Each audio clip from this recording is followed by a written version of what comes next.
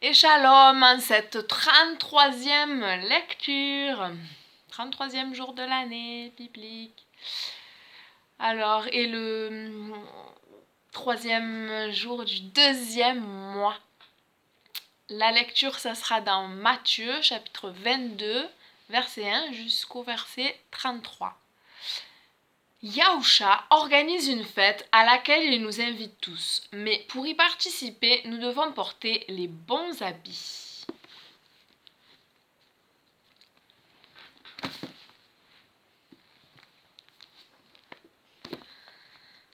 Yahusha utilisa de nouveau des paraboles pour leur parler. Le royaume des cieux est semblable à un roi qui a préparé la fête de mariage de son fils. Mais quand il envoya ses esclaves chercher les invités pour la noce, ceux-ci refusèrent de venir. Il envoya encore d'autres esclaves, leur ordonnant de dire aux invités « Voici, j'ai préparé le banquet, mes bœufs et mon bétail ont été tués, tout est prêt, venez aux noces !» Mais cela ne les intéressait pas et ils s'en allèrent l'un à sa ferme, l'autre à son commerce, et les autres saisirent les esclaves, les maltraitèrent et les tuèrent. Le roi fut pris de colère et envoya des soldats qui firent périr ces meurtriers et brûlèrent leur ville. Puis il dit à ses esclaves « La fête de mariage est prête, mais ceux qui avaient été invités ne méritaient pas d'y participer. Allez donc au carrefour et invitez au banquet tous ceux que vous pourrez trouver. » Les esclaves s'en allèrent dans les rues et rassemblèrent tous ceux qu'ils purent trouver, les mauvais comme les bons. La salle de noces fut remplie d'invités. Lorsque le roi entra pour voir les invités, il aperçut un homme qui ne portait pas la tenue appropriée à un mariage. Il lui demanda alors « Mon ami, comment es-tu entré ici sans être habillé comme il convient à un mariage ?» L'homme resta muet. Le roi dit alors aux esclaves « Liez-lui les pieds et les mains et jetez-le dehors dans l'obscurité. » En ce lieu, les gens pleureront et grinceront des dents, car beaucoup sont invités, mais peu sont choisis.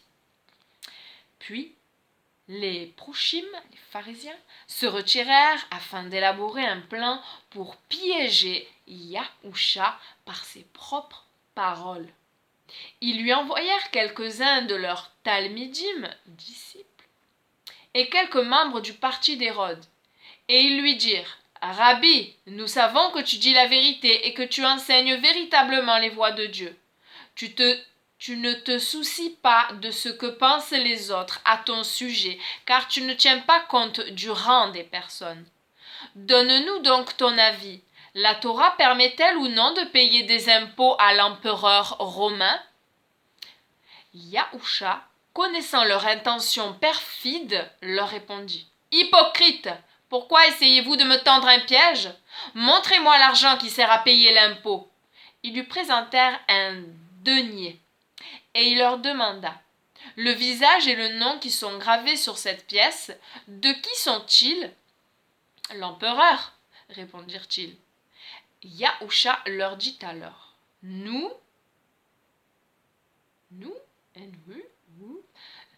donnez à l'empereur ce qui appartient à l'empereur, et donnez à Dieu ce qui appartient à Dieu. » Quand ils entendirent cela, ils furent surpris.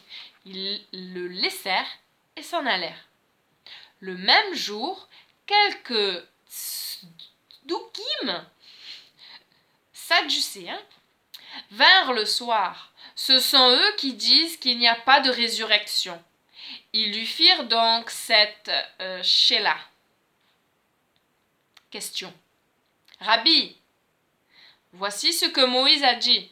Si un homme meurt sans avoir eu d'enfant, son frère doit épouser la veuve pour perpétuer la lignée familiale.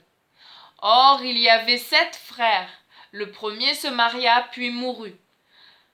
Mais n'ayant pas eu d'enfant, il laissa sa veuve à son frère. Il en fut de même pour le second frère, ainsi que pour le troisième, et finalement pour tous les 7.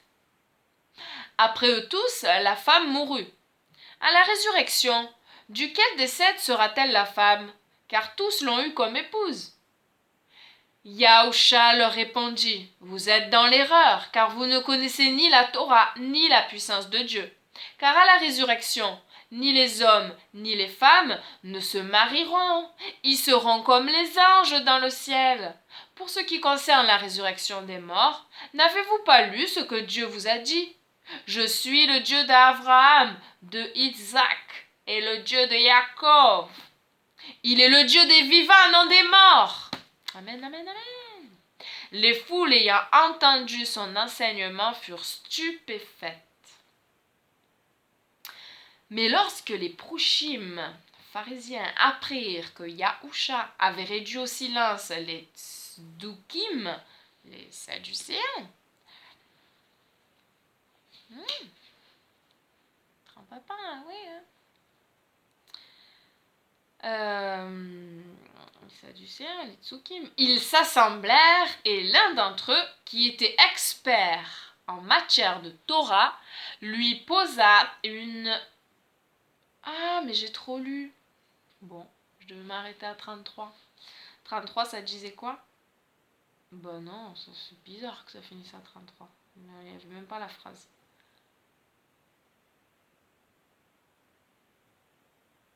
Et l'un d'entre eux, qui est expert en la Torah, lui posa une autre question pour tenter de le piéger. « Rabbi, quelle est la plus importante des mitzvot dans la Torah ?»